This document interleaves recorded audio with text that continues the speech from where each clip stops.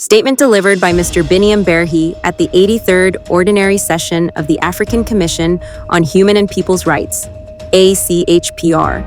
Mr. Chairperson, it gives me a great pleasure to address the 83rd Ordinary Session of the ACHPR. Typically, under the agenda item addressing the situation of human rights in Africa, member states share progress achieved and challenges faced in the promotion and protection of human rights in their respective countries. This time around, my delegation has opted to use this agenda item to share its views on the unfolding structural transformation at the global and continental levels that necessitate the ACHPR and the AU in general to act proactively with the aim of readjusting ideas, policies, and actions aimed at promoting the long-term interests of our continent. My delegation will share, under the other thematic agenda items, the efforts Eritrea is making the progress registered in safeguarding the human rights of its population. The international system is going through rapid realignment, and the unipolar power structure is in a state of transition or flux.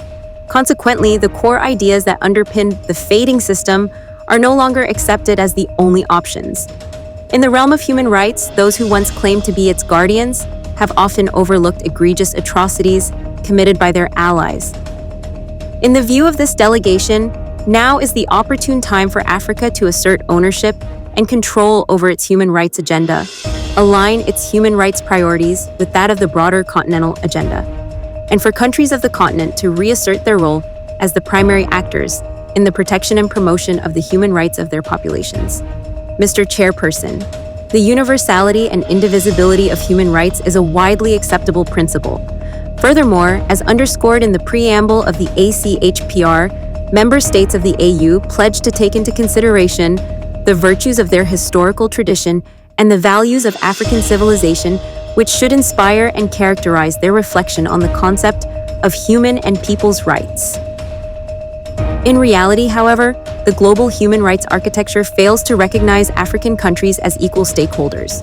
Over the last several decades, the discourse on human rights was framed in a way that scorns African countries for their shortcomings, naming and shaming them by instrumentalizing selected multilateral mechanisms, unilateral annual reports, NGO statements, and sensational media reports. Indeed, African countries are not held accountable solely through the normative assessment procedures set out in the international treaties.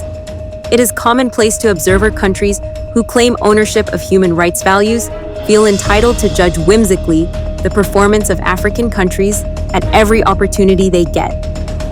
It is worth mentioning that the recent disclosure by the U.S. government on the financing of non-governmental organizations working in human rights advocacy has substantiated the long-held views by many skeptics that the primary role of many of these organizations is to provide cover for the political agendas of the financiers and to amplify the talking points prepared by the funders.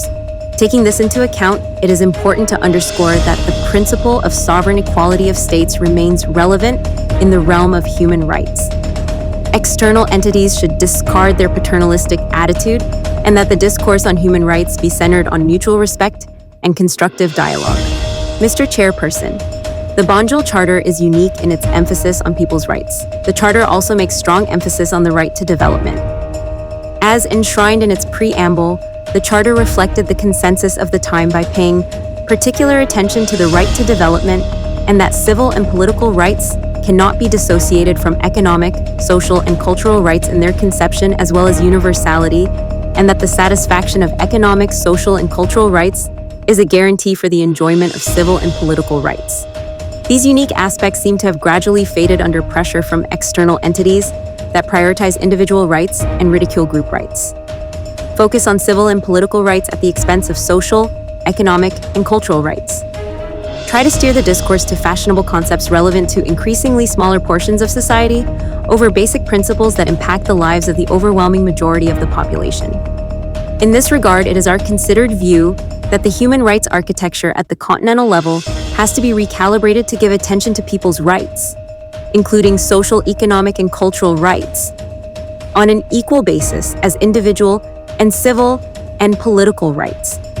Mr. Chairperson, it is crucial to underscore that African countries shoulder the primary responsibility for the promotion and protection of human rights of their population. The priority of the human rights architecture should reflect the priority of the overwhelming majority of African population to live a life of dignity through self-reliant societal efforts. The promotion and protection of human rights requires long-term efforts, and that it is filled with challenges, complexities, and setbacks along the way. Thus, assessments on the fulfillment of human rights objectives have to take into consideration national, continental, and global objective situations.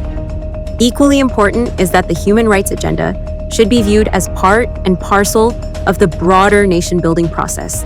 Mr. Chairperson, to conclude, my delegation wished to humbly share with this session the above points motivated by the desire to contribute to the discussion aimed at ensuring that the continental human rights architecture makes use of the opportunity provided by the fast-changing international system to craft a truly Africa-owned, Africa-controlled continental human rights architecture that prioritizes the needs and desires of the majority of the African population, and that is capable of effecting positive changes primarily by utilizing domestic capacity.